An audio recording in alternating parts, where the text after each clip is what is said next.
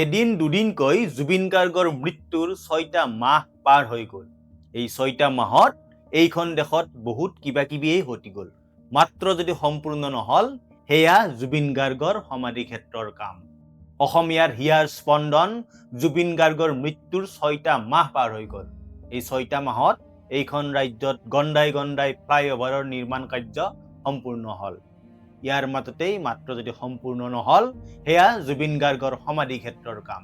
এই ৬টা মাহত এইখন অসমৰ চুকে কোণে গণ্ডাই গণ্ডাই দলং ৰাস্তা নিৰ্মাণৰ কামো সম্পূৰ্ণ হ'ল।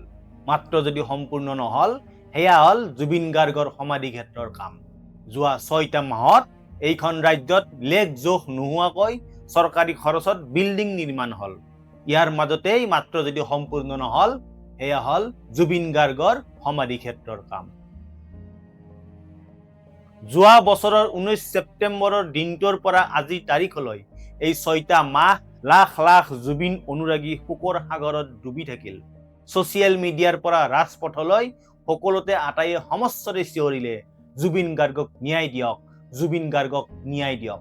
ইয়াৰ বিপৰীতে এই ৬টা মাহত অসমৰ চুকে কোণে শত সহস্ৰ আধাৰশিলা স্থাপন কৰা হ'ল। নতুন নতুন চৰকাৰী আঁচনিৰ ঘোষণা হ'ল। ৰেকৰ্ড সময়ত আনকি ফ্লাইঅভাৰ পৰ্যন্ত নিৰ্মাণ কৰা হ'ল। আনকি ৪০ লাখ মহিলাই একেদিনাই ৯,০০০ টকাকৈ লাভ কৰিও অসমে এইখন পৃথিৱীৰ এটা আজব ৰেকৰ্ডো কৰিলে। আৰু এই সকলো হৈচৈৰ মাজত মাত্ৰ কাৰো মনত নপৰিল অসম্পূৰ্ণ হৈ থকা জুবিন গাৰ্গৰ সমাধি ক্ষেত্ৰখনৰ কথা। লাচিতে এৰাতিতে গড় বন্ধা এইখন অসমত নিজকে লাচিতৰ দেশৰ সন্তান বুলি চিনাকি দি গৰ্ব কৰা মানুহবোৰৰ মাজত ৰাজধানী দিছপুৰৰ পৰা মাত্ৰ কিছু দূৰৈত এই ছমাহ ধৰি জুবিন গাৰ্গৰ সমাধি ক্ষেত্ৰখন আলাই আথানি হৈ পৰি থাকিল। বৰ্তমান সময়ত জুবিন গাৰ্গৰ ন্যায় বিচাৰি অসমৰ ৰাইজে ৰাজপথত চিঞৰিছে আৰু তাৰ বিপৰীতে চৰকাৰৰ পৰা উফৰি আহিছে পানী নসৰকা যুক্তি। এই যুক্তিৰ যুঁজৰ মাজতেই ওলমি ৰৈছে জুবিন গাৰ্গৰ সমাধি ক্ষেত্ৰৰ কাম। ডাবল ইঞ্জিন চৰকাৰে চলোৱা উন্নয়নৰ গংগা বৈ যোৱা এইখন অসমত ধূলিত পত যোৱা জুবিন ক্ষেত্ৰত পানী মাৰিবলৈও আনকি ৰাইজে চিঞৰিবলগীয়া হৈছে। ইয়াৰ বিপৰীতে বৰষুণে ক্ষতি কৰা জুবিন ক্ষেত্ৰ ৰক্ষা কৰিবলৈও আকৌ ৰাইজেই চিঞৰিবলগীয়া হৈছে।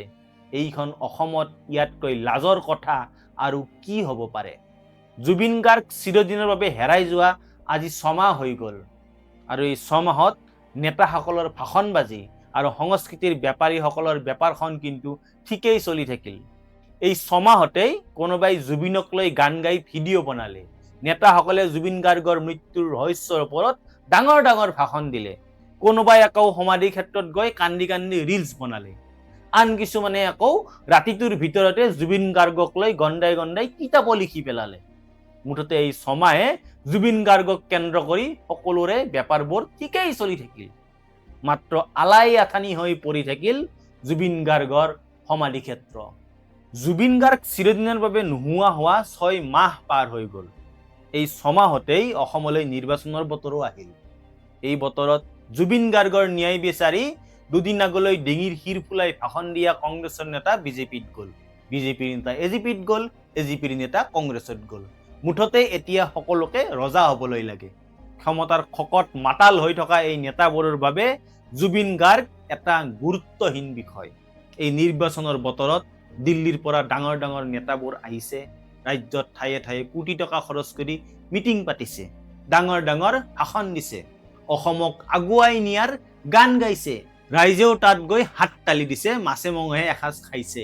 মুঠতে এই নিৰ্বাচনৰ বতৰত সকলোৱে নিজৰ নিজৰ বেপাৰবোৰ ঠিকেই চলাই গৈছে। মাত্ৰ যোৱা ৬ মাহে জুবিন গাৰ্গৰ সমাধি ক্ষেত্ৰখন নিৰ্মাণ কৰাৰ কথাটো কাৰো মগজুলৈ নাহিল। সকলোৰে হুঁচ আহিল সেইদিনা যিদিনা গৰিমা শইকীয়া গাৰ্গে জুবিন গাৰ্গৰ সমাধি ক্ষেত্ৰখন ৰক্ষা কৰিবলৈ, বৰষুণৰ পৰা ৰক্ষা কৰিবলৈ নিজেই ত্ৰিপাল টানিবলগীয়া হ'ল। জাতি মাটি ভেটি সংস্কৃতি ৰক্ষাৰ বাবে সদায় চিঞৰ বাখৰ চলি থকা এইখন অসমত ইয়াতকৈ লাজৰ কথা আৰু কি হ'ব পাৰে? এই নিৰ্বাচনৰ বতৰত নেতাসকলে নিজৰ নিজৰ মতে নেৰেটিভ তৈয়াৰ কৰিব, কিন্তু তাৰ মাজতেই যদি আপুনি জুবিন গাৰ্গক ন্যায় দিয়াৰ বিষয়টো, জুবিন গাৰ্গৰ সমাধি ক্ষেত্ৰ নিৰ্মাণ কৰাৰ বিষয়টো সজীৱ কৰি ৰাখিব পাৰে, তেন্তে সেয়াই হ'ব জুবিন গাৰ্গৰ প্ৰতি আপোনাৰ প্ৰকৃত শ্ৰদ্ধাঞ্জলি। ধন্যবাদ।